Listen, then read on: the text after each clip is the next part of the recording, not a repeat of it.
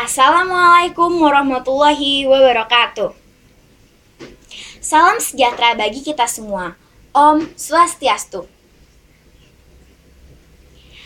Pertama-tama, marilah kita panjatkan puji dan syukur kehadirat Tuhan yang telah memberikan kita nikmat sehat walafiat sehingga kita dapat menjalankan hari demi hari dengan sempurna.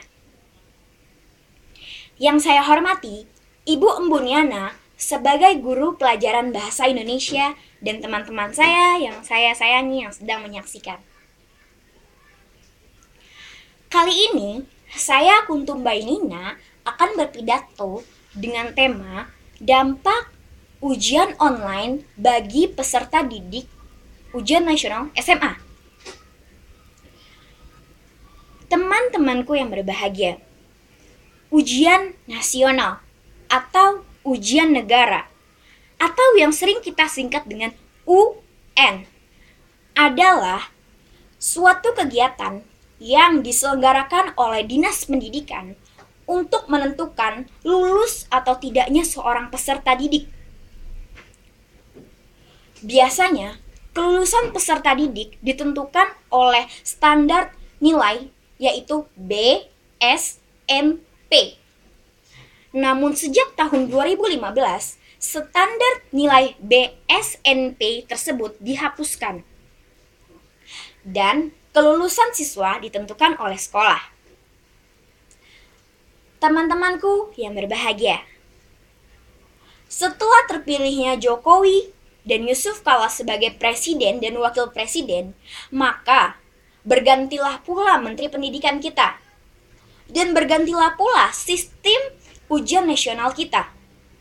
Secara konvensional, ujian nasional kita dilakukan dengan cara tertulis. Kita membulatkan, menghitamkan, melingkari. Ya, itu betul sekali. Kita lakukan untuk ujian nasional. Tapi kali ini caranya berbeda, yaitu dengan komputer yang disambungkan dengan jaringan internet. Ya, kita memerlukan komputer dan jaringan internet untuk mengikuti ujian nasional tersebut. Apakah ujian nasional secara online bisa dilaksanakan di negara Indonesia? Sebenarnya menurut saya ujian nasional dapat dilaksanakan di Indonesia, namun tidak untuk sekarang atau tahun ini dan 2 tahun ke depan. Teman-temanku yang mulia, banyak pertanyaan yang mengatakan, mengapa ujian nasional tidak bisa ujian nasional online itu tidak bisa dilaksanakan di Indonesia? Mengapa Indonesia tidak bisa melaksanakan ujian nasional secara online? Negara lain bisa melaksanakan ujian nasional secara online? Mari kita jawab pertanyaannya. Pertama, ujian nasional online membutuhkan jaringan internet yang amat sangat kuat dan komputer. Ya, komputer disambungkan ke jaringan internet. Lalu tidak cuma Jakarta, Surabaya, dan Yogyakarta yang sudah terlihat memang pendidikannya rapi yang harus melaksanakan ujian nasional itu. Teman-teman peserta didik kita di kota-kota kecil di Indonesia juga harus mengikuti ujian nasional online. Apakah teman-teman kita di kota-kota kecil tersebut mempunyai komputer dan jaringan internet yang memadai untuk mengikuti ujian nasional secara online? Apakah teman-teman kita yang di Papua, Maluku, dan kota-kota kecil lainnya seperti Sulawesi juga mempunyai komputer dan jaringan internet yang kuat? Apakah pemerintah sudah memperhatikan sampai ke situ? Lalu, listrik. Sumber daya listrik yang memadai juga diperlukan dalam penyelenggaraan ujian nasional secara online. Apakah di kota-kota itu sudah tersedia daya listrik yang memadai?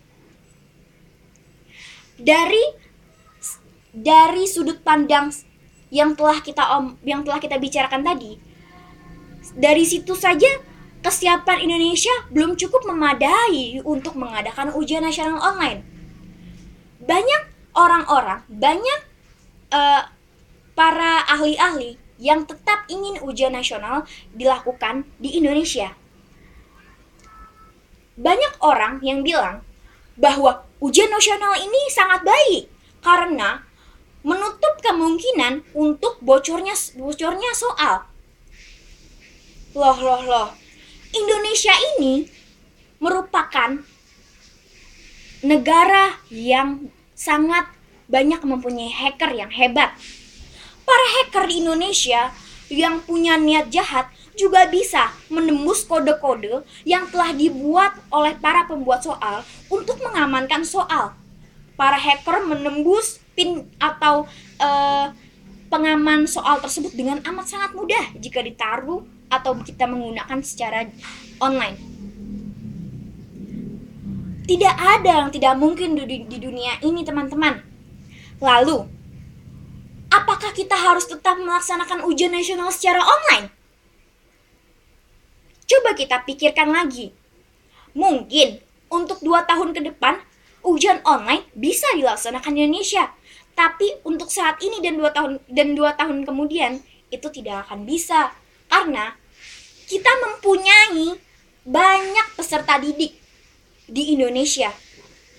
Tidak 1.000-2.000, tapi banyak. Maka dari itu, perlu persiapan yang matang dan perlu persiapan yang sangat memadai untuk mengadakan ujian nasional online di Indonesia. Teman-temanku yang berbahagia, selain itu, faktor lain adalah kita tidak boleh mengganti sistem operasi ujian nasional secara selewengan. Kita juga harus memperhatikan bagaimana ke depannya sistem ujian nasional itu berjalan. Apakah sistem ujian nasional secara online itu menguntungkan ataukah tidak menguntungkan? Kita juga harus memikirkan faktor-faktor lain.